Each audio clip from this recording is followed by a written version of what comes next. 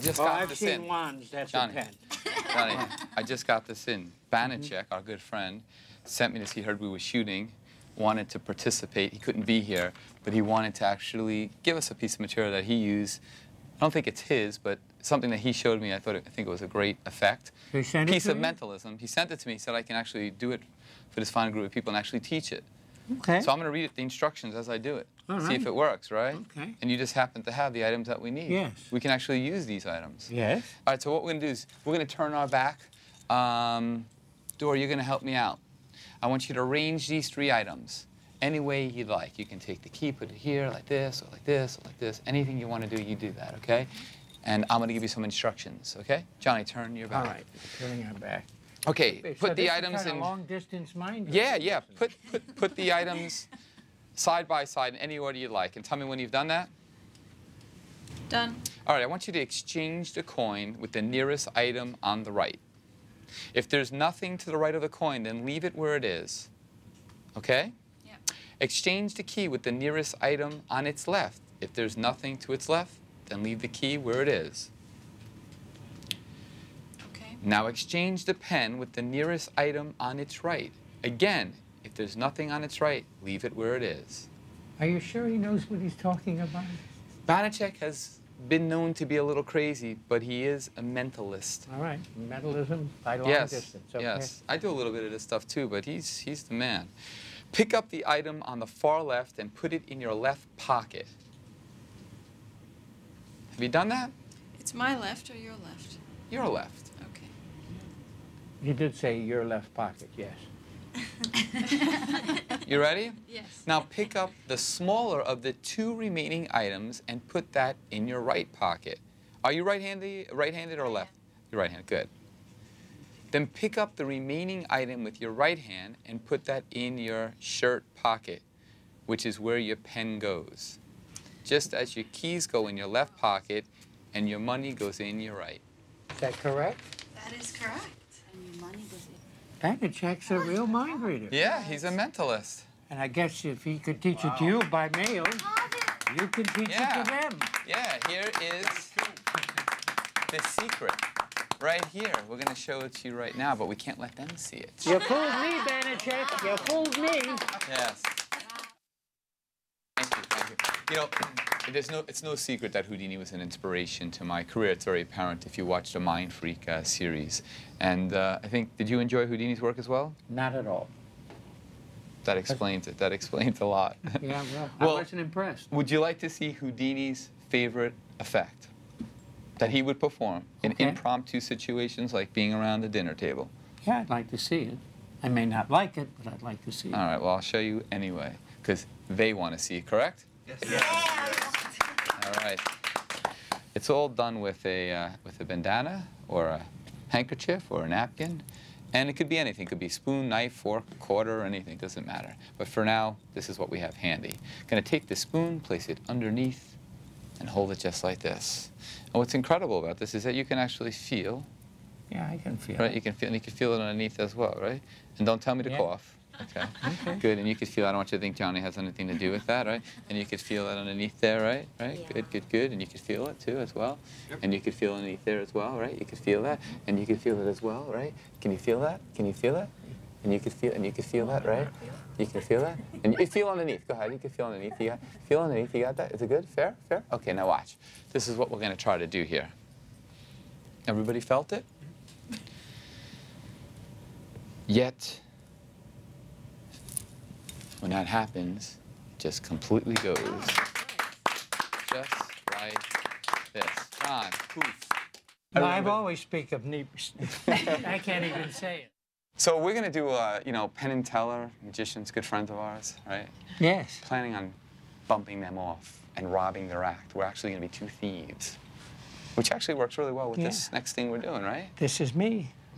Yeah. That's you. All right, so I'll take me, put me in my left hand, you in my right hand. All right. Why don't you be Penn, and I'll shut up and be Teller. All right. So the 2 thieves hide behind these bushes, and they wait for the sheep herder to leave. When he leaves, they sneak out and grab the sheep. But before they can get away, they hear the sheep herder coming back. So they quickly put the sheep back once again. A little faster, he's walking quickly. Okay. And he comes in, and of course, well, the sheep are there, he's fine. Dusk comes, and he leaves for the evening. So the two sheep herders do the same thing. They rush out, and they grab the sheep. And they relax and decide to sleep for the night and leave with the sheep in the morning. But in the morning, when they wake up, they realize one thing, that the sheep herder was a magician. Because when they wake up, they find that they're just there alone behind that bush. And behind the other bush, safe and sound, are all 5 sheep. Isn't that a wonderful trick?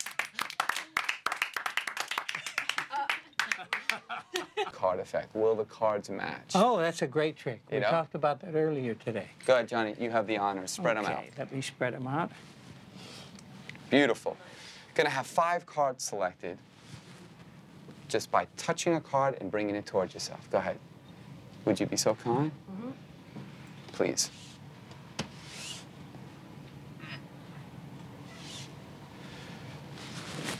Perfect. You're working today, huh? Yes. I was just about to go and do that, but... I'm the croupier here at the table. Thank you. All right. So we have 5. It doesn't matter if you look at them. If you'd like to look at them, please do. Okay? And I want you to stack them on top of each other any way you want to. Perfect. Good. I'm going to rip the packet almost in half. Now, I don't want you to think I did anything weird or anything, because I want you to see there's still only 1, 2, 3, 4, 5 cards there, okay? Mm-hmm. This is what we're going to do. We're going to spell out, will the cards match?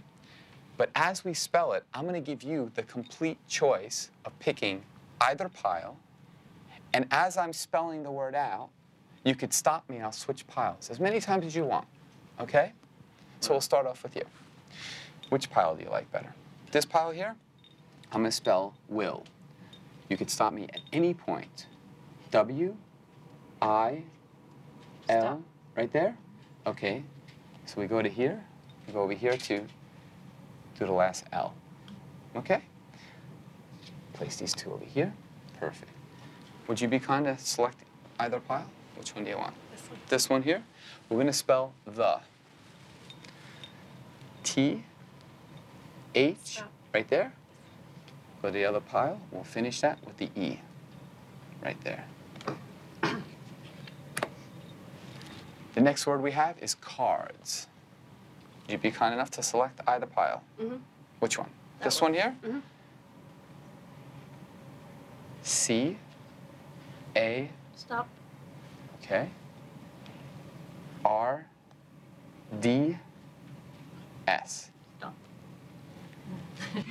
Okay.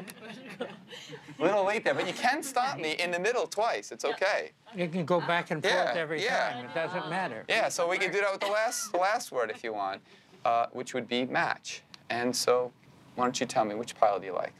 That one. That one over here? So we're going to spell match. M, Stop. okay. A, T, Stop. C, Stop. making me work, H. 5 random cards selected. Mix the little packet up any way that you wish to do, as we did it in 2 half piles, correct? Mm-hmm. Yes. Assemble them all together. The backs will match. That's because all the backs match. But the fronts, Will the cards match? I think that would be freaking amazing, huh? I can't wait to see. Wow. Oh my gosh. No way. Yes.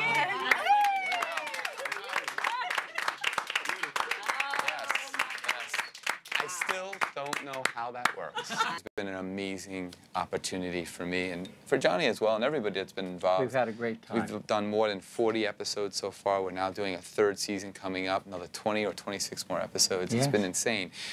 But the 1 or 2 episodes that we get the most amount of mail and people on the streets talking about, always saying, hey, Chris, can you do this? Can you do this? Is, you know what, right? Levitation. Absolutely. It's the biggest write-in mail we had. Biggest show. Yep. Biggest show. And it was so successful in the first season that in the second season, I decided to try to take that urban legend about D.D. Hume, right? Yes. Who purportedly floated from one building to another building, Well, but it at was, night. it was really a myth. Yeah, but it he was a myth. actually did it. Yeah, in the daytime we did it Yes. too. Yeah, so with that said, I thought it would be a great opportunity to share some of that with the people that are watching this right now and actually teach them a beginner's version of levitation that you can do anywhere at any time for really a small group of people. This is not the optimum situation, but being that we kind of know a little bit about angles, we're going to try to do this right now. And just to get a little bit historic here, tell us about the history of the Balducci levitation, which is really what it's called. Yeah. Actually, it came from a friend of mine who, years ago, I was a harmonica player before I was a magician. And I was with a group called Borominovich's Harmonica Rascals. Later, I became part of a group called the Harmonicats. But the band leader in the Borominovic Harmonica Rascals learned this levitation and showed it to a magician named Ed Balducci. And from this point on, it's been called the Balducci levitation. But it really came from a harmonica player, a friend of mine. And it's one of the great impromptu levitations. You can just do it about anywhere and everywhere. So this is a great, great effect that I'd like to share with you right now. Of course, you know, if they want to see it. I think they want to see it. All right, okay. So, You know what? I want to see it myself. I'm going to join them. okay, please. Okay? It's that good. Yeah, it is. It's one of those.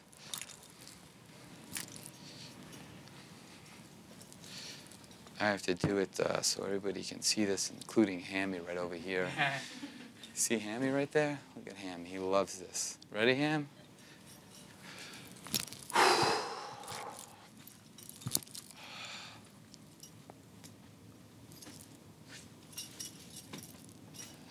That's not the levitation, by the way, guys. No, no, I'm just Not warm. 1 foot at a time.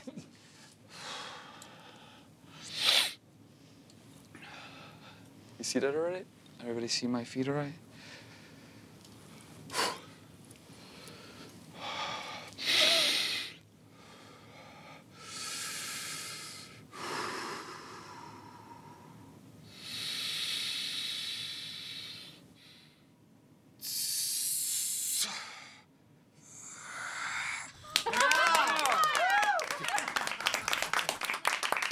You like that one, huh, Hammy? You like that? That is defying gravity, better known as the Balducci levitation. And he's going to teach you how to do it now.